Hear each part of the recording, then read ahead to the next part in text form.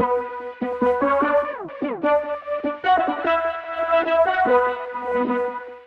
everybody, welcome back to another fantastic edition of the His and Her Money Show, where we make it our business to help you take dominion over your money and your life. That's right, dominion has to be taken. And so that's why we bring you episode after episode to help you do just that, to put you in a position of strength so that you can take full control of your destiny.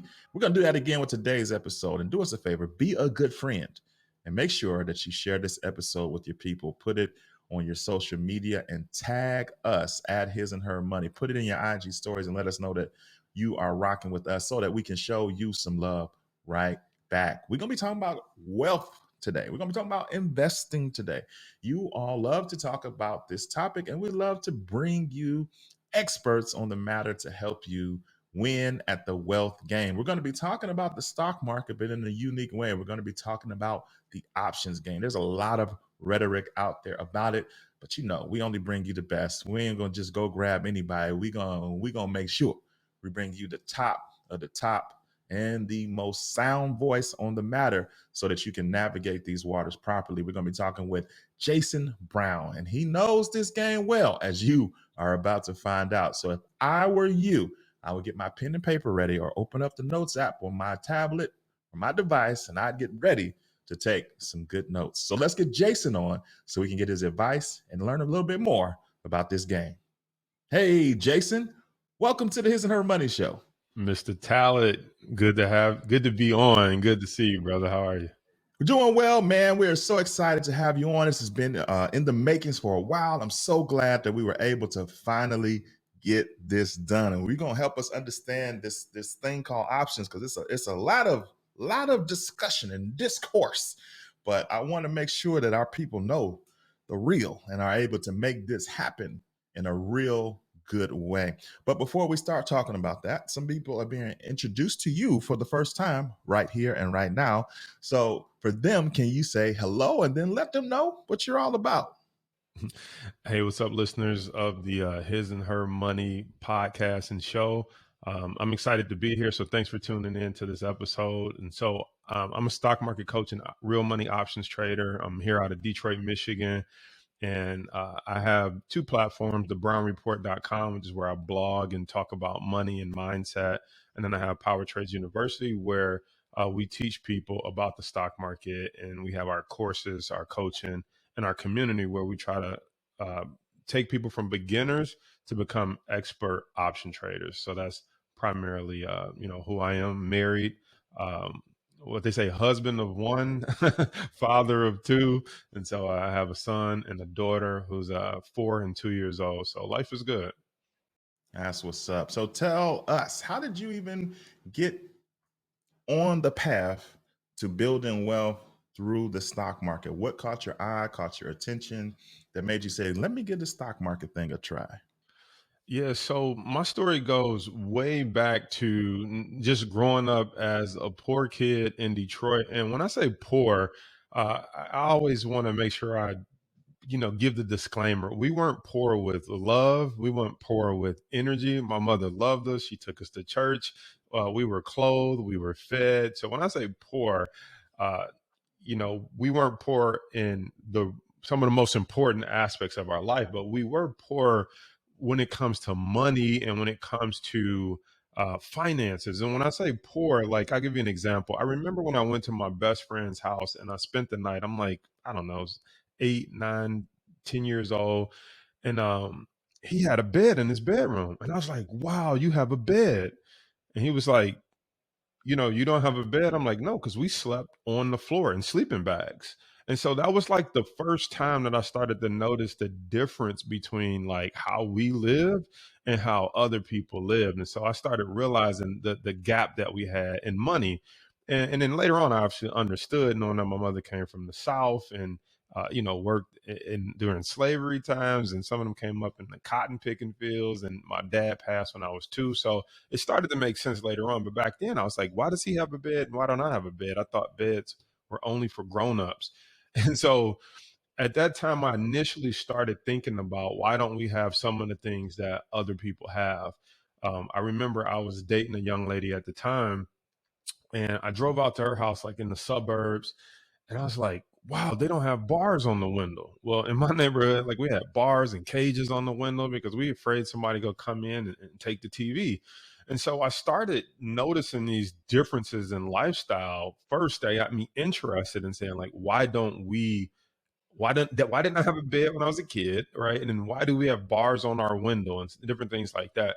And so, you started hearing people talk about, when you think about the other people who have wealth, it was always about the stock market. They made money in the stock market. Well, nobody in my family was talking about the stock market.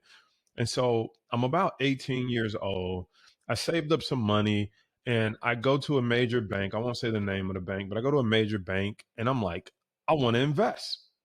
And she asked me two questions. She was like, what's your goal?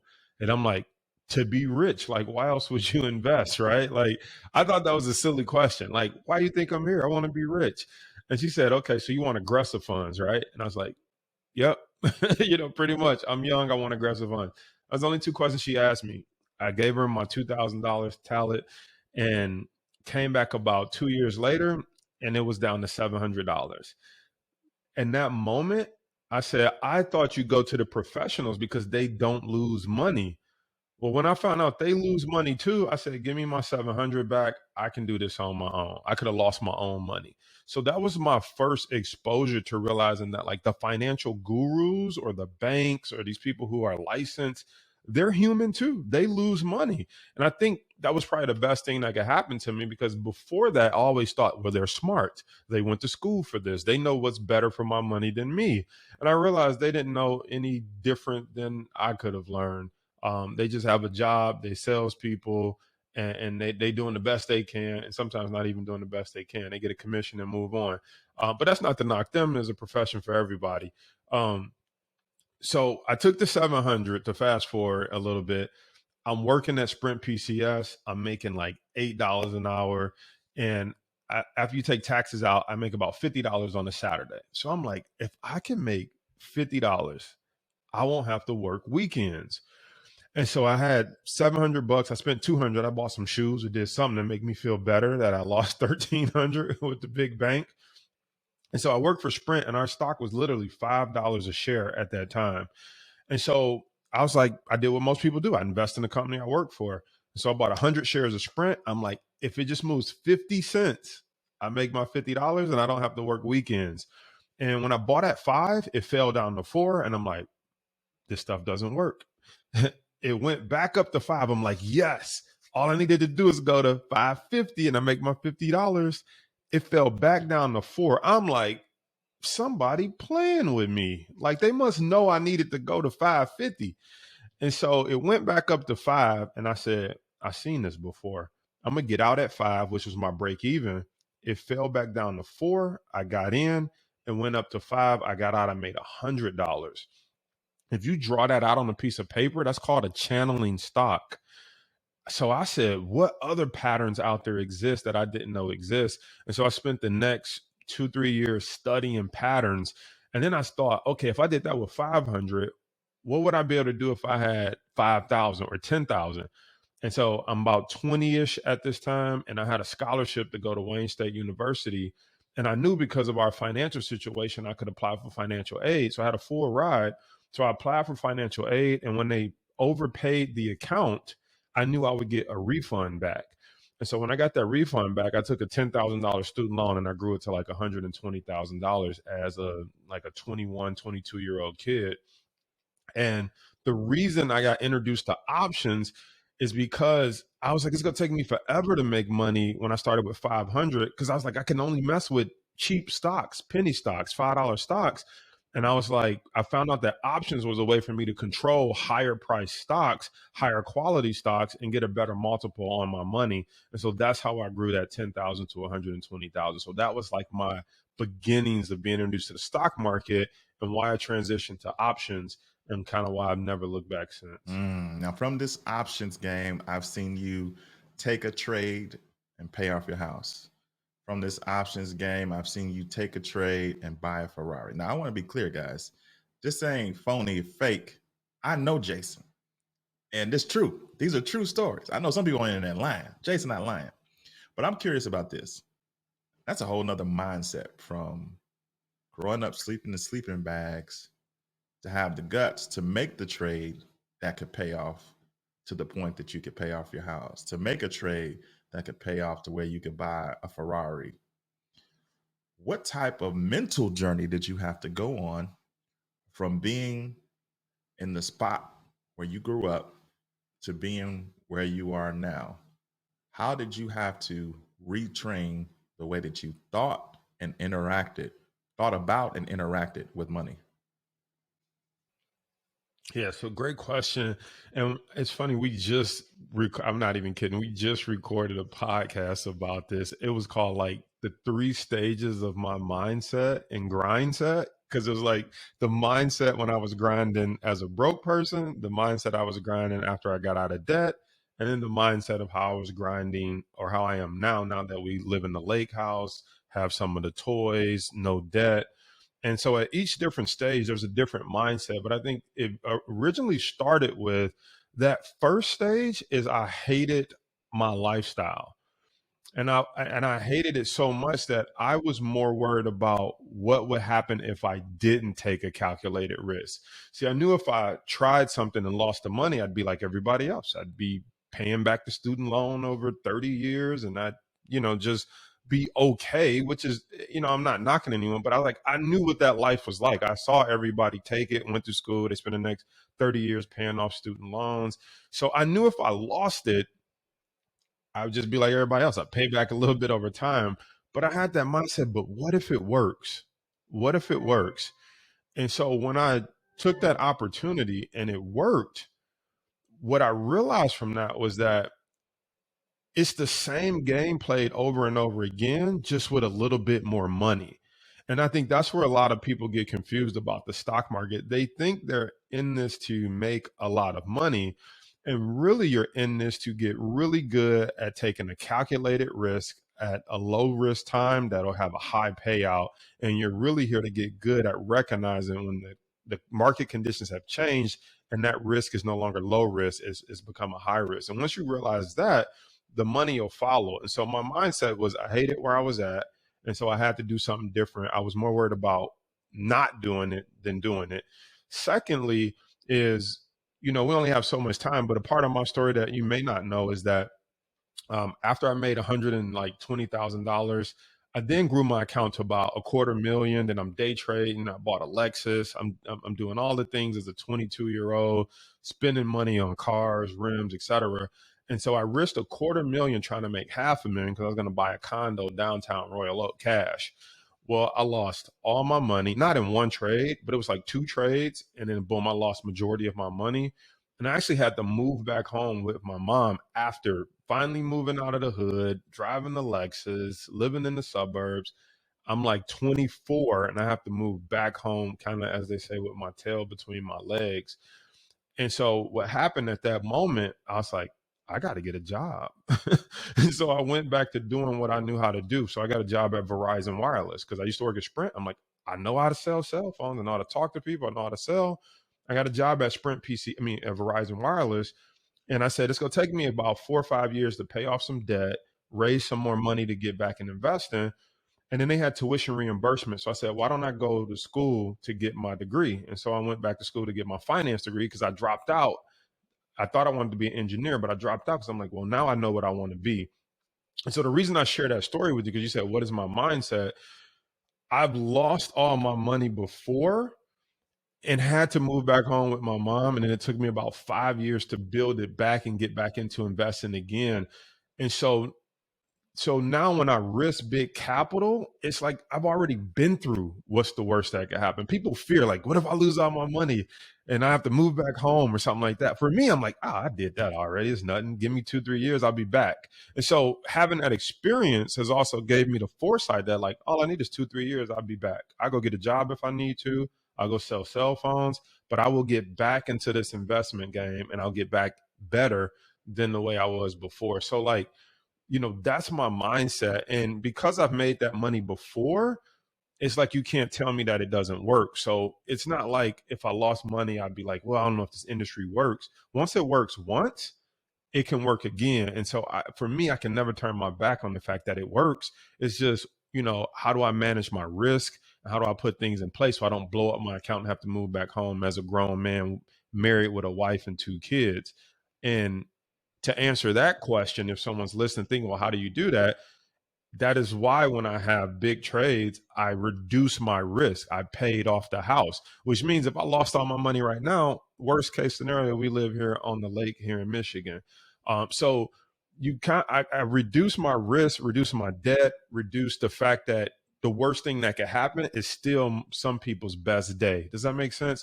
And so that now gives me the opportunity to take even bigger calculated risk. Like I said at the beginning, there's so much discourse about the options game. There's a lot of people claiming to be, gurus on the matter, and they're doing a lot of content around it. So help us understand what the options game is and what it is not. So one of the things I was just listening to one of your episodes where it was like sponsored by an insurance company. And so I want to first talk about options from that standpoint, because yes, you can make a lot of money with options, but if you take making a lot of money off the table, most people's biggest fear is of how much money they can lose. And so most people don't talk about how you can use options as insurance. And most people don't realize they're already participating in options every single day. And what I mean by this, you drive a car, you pay insurance on that car. If you run that car into a tree or you get in an accident, God forbid, you can call up the insurance company and let's say you got $100,000 Escalade truck. You pay $300 a month. You can call up that insurance company and say, hey, I just totaled my car. They come out, they evaluate it, they will cut you a check for $100,000 to replace that vehicle. And so the first thing that most people don't understand about options is you can use it as insurance to protect your portfolio the exact same way. If you have $100,000 portfolio, you can buy let's say a $90,000 put, which means no matter what happens in the market, like it's tanking right now, if it tanks and your account drops down to 50,000, your account has to be made whole at 90,000. Someone will come and pay you the other 40,000 that you lost. So you've just minimized your risk, meaning max you'll ever lose is $10,000 holding that insurance policy. And so before we talk about, like I said, how much money you can make from it, most people aren't using it as the insurance policy that it can be. And that's why when most people, the stock market drops, everyone's like, I don't even want to look at it. And that's why I don't invest, or my whole life savings is about to vanish. It's like, had you just had one put option or two, depending on how much money you have in your account to protect it, you could have actually been making money on the way down, or at least keeping your account whole or insuring your account. So that's one side of using options that we teach and why I'm so excited about it. The other side of options is for that person who's like, I only have $1,000, $2,000. I can't afford the Google, the Amazon, the Tesla. Well, when you trade in options or even invest in using options, however you want to use them, because you can buy long-term options that expire out a year later. So you can treat it as if buying a stock and holding it for a year. You can buy an option that doesn't expire for a year, but it allows you to control that Google, that Amazon, that Tesla at a fraction of the cost without having to have hundreds of thousands of dollars. You can play with some of those big companies for $2,000, $3,000. And so those are the two strategies that you can use with options. Number one, protection, and number two, leverage for a small account to control some of the higher quality stocks. Yeah. Jason has an awesome program called Power Trades University. You can go to hisandhermoney.com/power trades to find out more details. Trust us when we tell you Jason knows his stuff. And most importantly, he knows how to teach it to you so that you can follow in his footsteps as well. Again, the link is down below, hisandhermoney.com/power trades. I'm curious, Jason, what type of stomach do you have to have in order to get into this options game? Because you're transparent and you're honest with this isn't for everybody. Who is this for?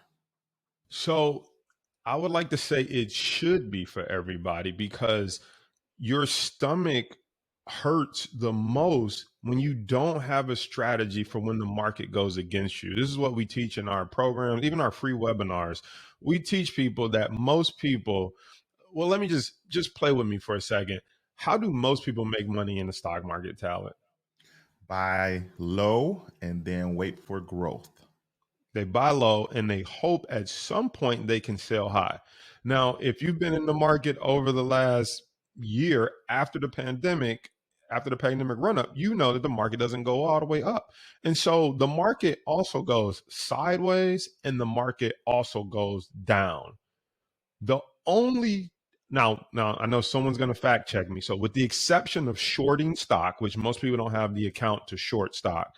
So with the exception of shorting stock, the only way to make money from the market going sideways or down is to use options. That is 100% fact, with the exception of shorting. Now, someone's going to say, well, you can short, which is true. Shorting is selling something you don't own. So if I sold you a stock at 100, I don't own it, but I'm hoping it falls to 50 so I can buy it at 50 and then give it back to you at 100.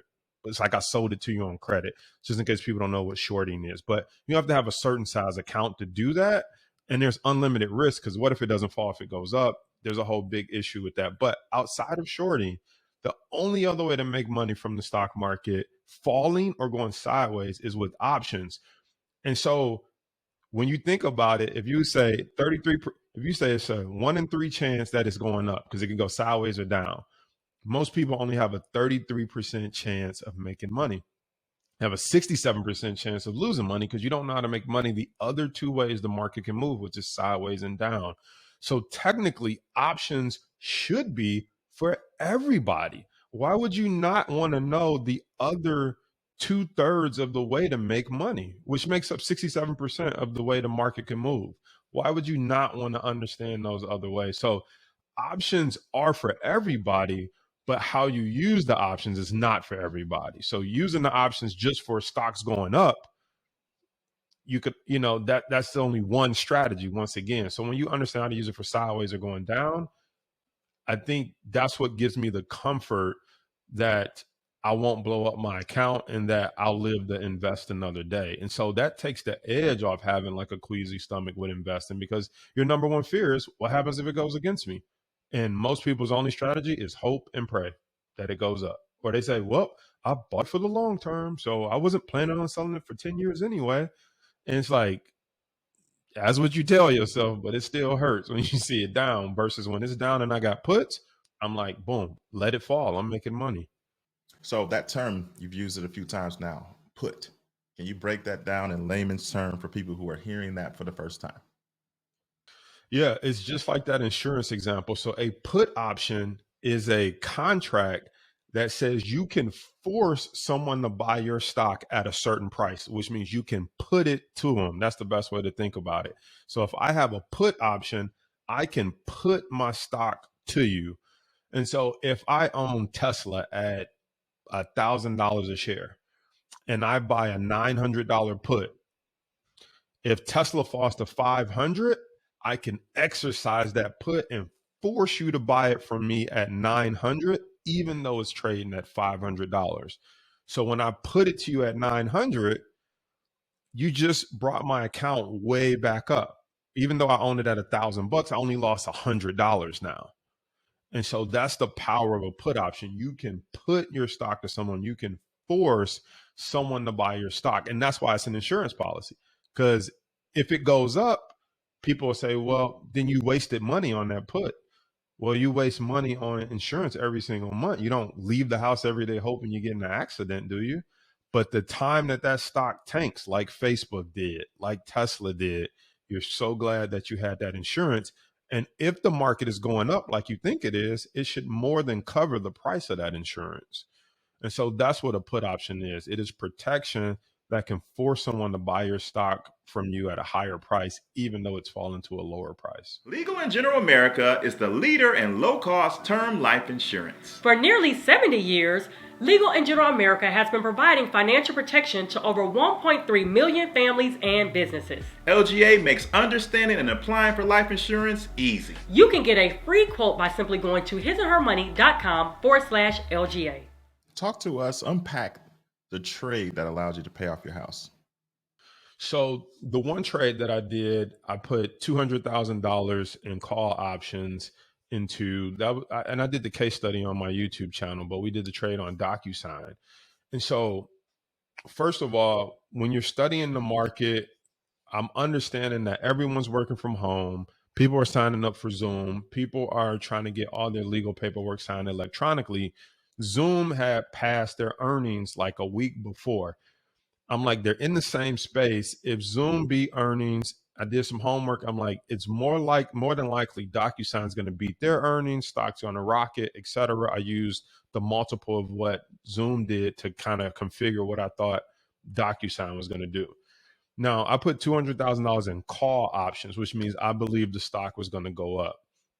Now, if I would have did that same trade with real stock, I would have needed like $2.3 million. But I used 200. It was about actually $190,000, but I'm just rounding up to 200,000. And so once my homework and analysis was correct, stock popped after earnings or pre-earnings, that a pre-earnings run, I closed it out for 400,000 profit. And so closed that trade out, brought the money home. And again, because of my prior experience, I always like to raise my floor is what I call it. And so raising my floor means if I get kind of knocked on my butt, I don't want to fall through the floor and into the basement. So if something happens to me, whether it's physically or personally, I mean, we have insurance too, but I like to raise my floor. If something happens, it's like, this is the worst case. House is paid off. In fact, I could pull money out of it and start investing again if I wanted to. So I took that money and paid off the house just to, once again, kind of check that box of securing my family name and giving myself sanity to try some different things in business and investing and not have to worry about, well, what if we lose our house or what if we can't make the payments? Even though I have other streams of income, it was just nice to kind of put that to bed. And I can use my house as my own bank if I need to finance something if I really need the money again. Good stuff. Now that's MVP level type play that you played. So now bring it back to us as a rookie. Like how does somebody get started? Where do we learn? Is it a special type of account? Is it some pre learning that we should do before we even open an account? Bring it back to us that are sitting here on the precipice of wanting to get started. So I think the first thing, if you're like hearing all this and you're like, wow, that's incredible. How does it apply to me and how do I get in that game? I think the first thing is you have to go back to, the old me, which was just, and it's still me, which is just being curious of how it works. There's some people that's like, that's great. But if you're not curious and not willing to learn or sit through a 30-minute or 1 hour training, but I mean, your audience is, or they wouldn't be listening to your podcast. So you're already in the right space. You're trying to figure out how to make more money, how to get out of debt, how to grow your account. So that's number one. Number two thing you want to do is start to learn what is calls, what is put options. We have a PDF, download. We have a free course. Some free training that we kind of teach people. But it's just getting familiar with the terminology and realizing that you're involved in a put and a call option every single day. Most people just don't think about it like that. If you ever bought a house and you didn't pay cash for it, you bought a call option. You might be like, well, how did I buy a call option? Well, you got to think about it. If you look at a $200,000 house, most people, if they don't have $200,000, what do? They put an earnest money deposit down, which is maybe $1,000, $2,000. Well, you control a $200,000 asset for a fraction of the cost. You didn't have to put the whole 200,000 down. You put 2,000 down to control it. And so it's first just understanding that concept. And then what happened? You got an inspection and you got an appraisal. Now, if the appraisal comes back and they say, congratulations, the house is worth 225,000. Your $2,000 call option on that house just increased by $25,000. Because what? You could buy the house, then turn around and sell it to somebody for $225 because you just got it appraised. It increased in value. But did you have to come up with the whole $200,000? No, you had to come up with $2,000 just to control it. And so I think first is just realizing that it's not that sophisticated. You're already participating in it if you own a car or if you've ever bought a house. So that's the first step. Well, first is being curious. Number two is understanding the other areas of your life this apply to. And then number three is saying, how do I apply it to the stock market? And so if we were to bring that full circle, it's kind of like saying, how do I find a house in a neighborhood that I believe is going to appreciate? Or how do I find a stock in the market in a sector that I believe is going to appreciate so that I can sell that house or that stock to someone else? Or how do I put insurance on my portfolio if I believe we're about to get into an accident? If I believe a whole bunch of drunk drivers are out here on the road, which is Fed raising the interest rate, which is inflation, which is supply chain issues, COVID. It's like having a bunch of teenagers who got their license, a bunch of junk drivers, and it's New Year's Eve. You might want to load up on some insurance. And so it's just about recognizing what does that look like from the stock market perspective. And so, that's going through courses like mine, that's watching YouTube videos, different things like that. And then having a place where you can ask questions. I think sometimes the problem with YouTubers, myself included, we put out a video, but if you don't always have a place to ask questions. You're like, but what did he mean by that? And like, I kind of got it, but I'm not sure. Right. And so just putting yourself in a position where you can ask some questions and get clarity. And then I would say last but not least, you always want to practice with fake money or what's called a virtual account to make sure you understand. You don't have to try it with real money only to find out, like, I really didn't understand that strategy. You want to try it in a virtual or a safe environment and then say, and do what I did.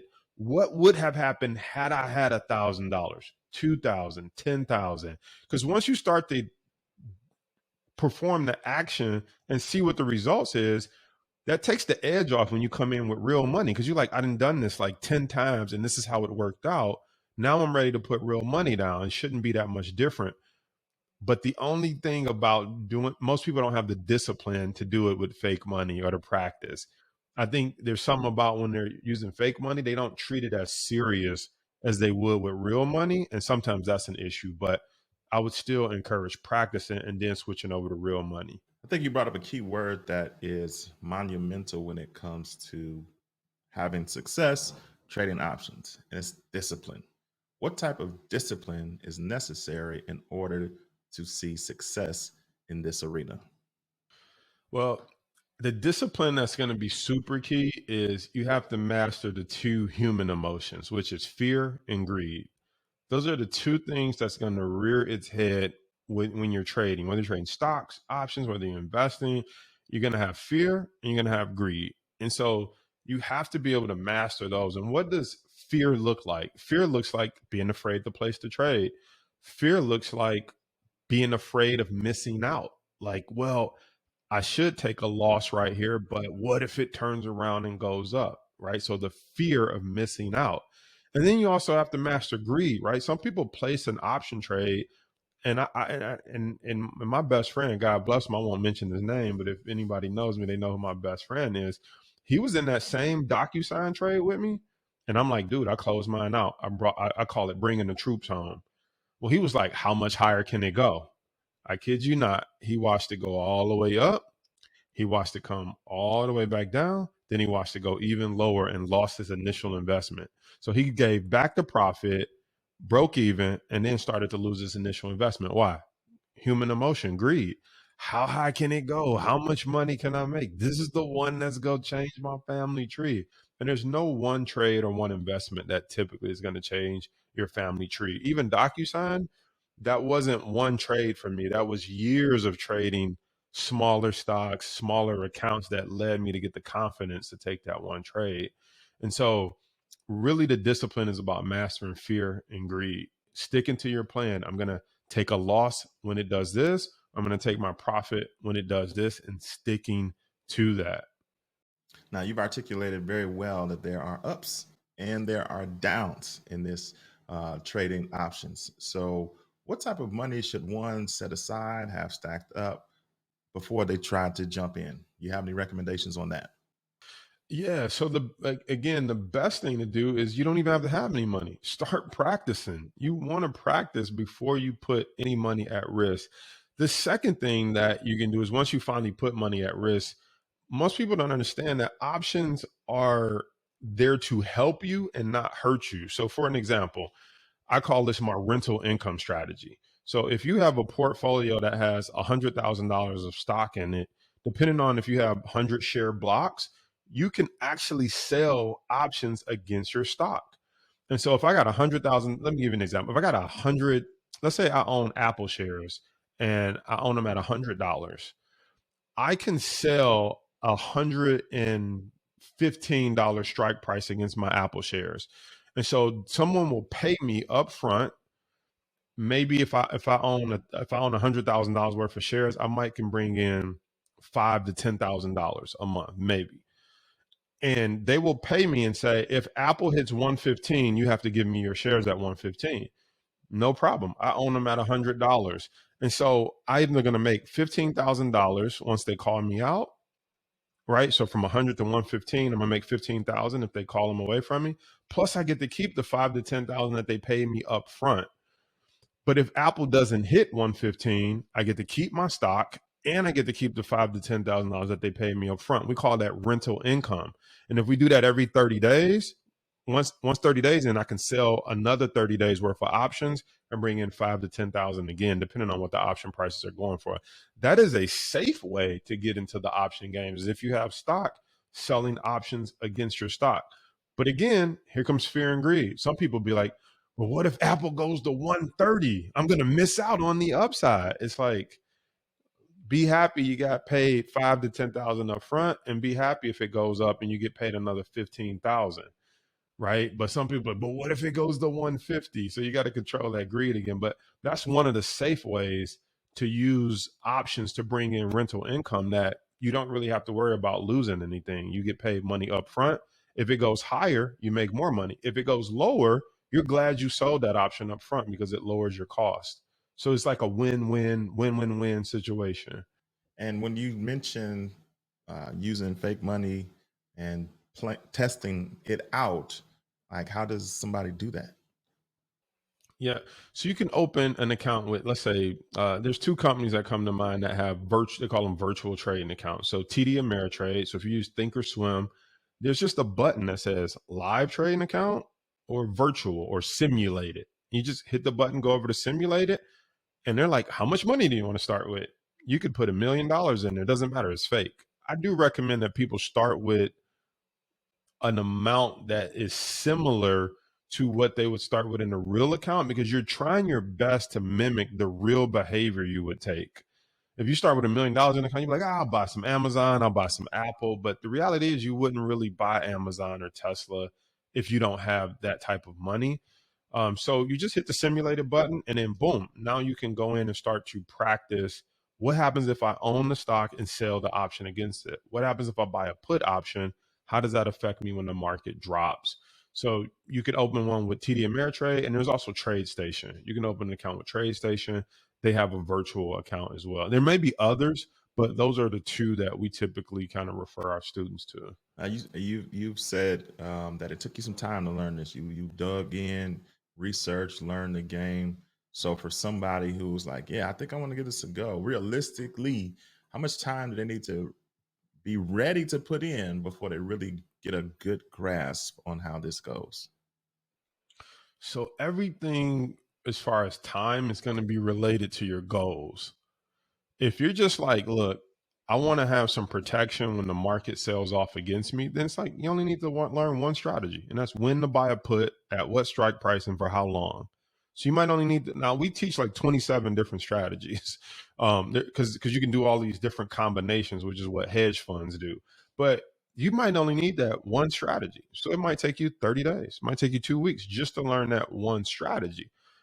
But if the market changes and that one strategy doesn't work anymore, it might be time to come back to the table and learn a new strategy. So it really depends on what you're trying to do and how much you're trying to actively manage your account. What I love about it is you don't have to quit your job. You don't have to stop your business. You might just need to learn one or two strategies. Number one is how to make money or protect your account from it falling. I think everyone should at least know that one.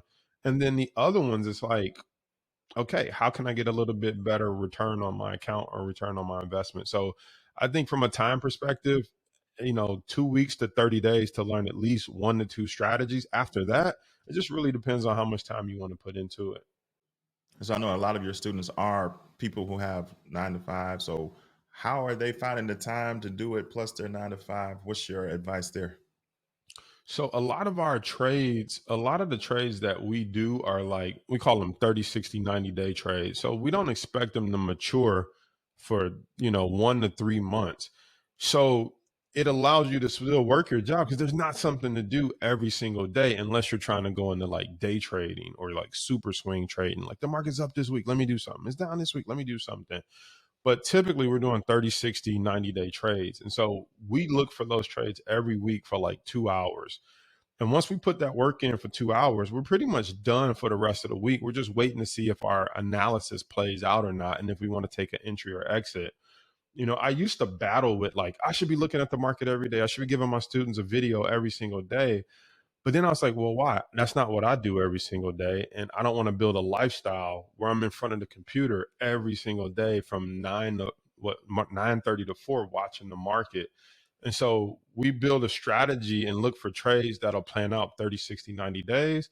We place the trade, we set our alert on the top end and the bottom end, and then we let the trade do what it's supposed to do. So you can go off and have the freedom. You don't really want to build another job. People say, I want to trade full time. And I say, no, you don't. No, you don't. Like, you're just going to have another job. You're sitting in front of the computer, watching colors blink on the screen all day, and you don't control whether they go up or down or not anyway. So why are you staring at it all day? Good stuff. Now, your program is called Power Trades University. Again, you can go to hisandhermoney.com/power trades. Tell everybody what all goes down at Power Trades University. So we brand it as courses, coaching, and community. Because like you said, what do people need to get started? Well, they need the courses to actually understand what we're talking about. What is this industry? What are options, calls, puts? How do they work? And so we have the courses. Then we have the coaching, which is where I look for trades live every week for 2 hours with my real money, stuff I would buy, stuff I would sell, how I would manage my trade. Because it's one thing to take the course, but then it's like, how does this apply in the real world? And so we try to show real time, like, here's a situation where I would grab a put. They raise interest rates. The market's bearish right now. Here's the level we think we're going to fall to. Here's the option we're looking at. Here's what we plan to make on it. And so real time, we're looking for it. And then you get to ask questions. So there's the community aspect. You get to ask questions live on the webinar or on the training, or you can ask questions inside the community forum of me or anyone from my team, as well as hundreds of other traders that know what they're doing, as well as new people in there as well. And so that's how it goes down. You learn it, you see us do it or do it with us, and then you ask questions to understand. And then ideally, the goal is to see your account grow. And at least if it doesn't grow, to see you lose less money than you would have lost not learning how to use options for insurance. How has taking the time to learn what you've learned about options changed your life? I think the biggest change that I have is that I feel like I'll never be broke. I have the confidence that I'll never be broke. That would probably be the biggest um, change in my life, is that I could lose everything, and I know how to print money from the stock market. If I put the time in, if I can raise a couple $1,000s in capital, I can get back into the game and start to have my money work hard for me and start printing some money.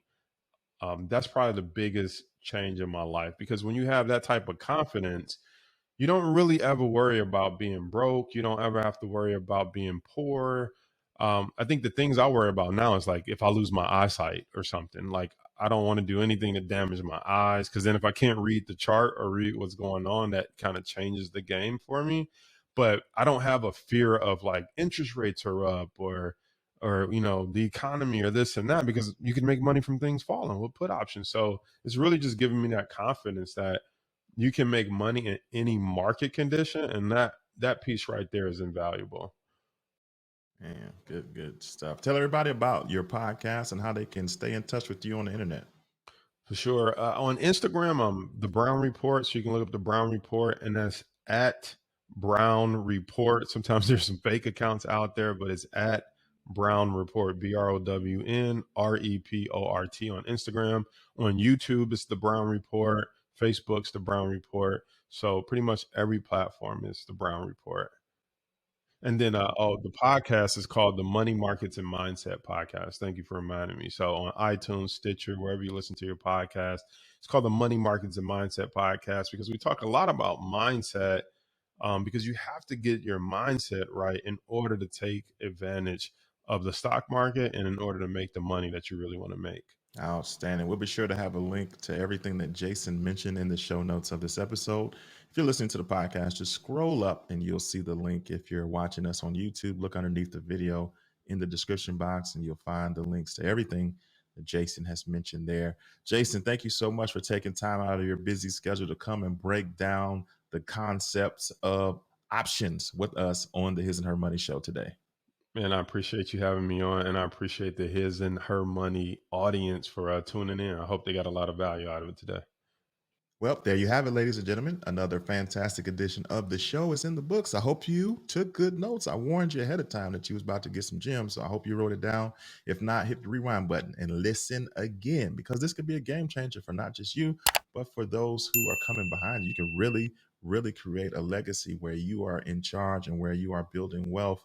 As Jason said, you can learn to print money from the stock market. You need to do the work. You need to do the research. You need to plug in to Jason's community. Again, it's called Power Trades University, and you can find out the details at hisandhermoney.com/Power Trades. That's all we got for this time, guys. It's been great. Until next time, peace.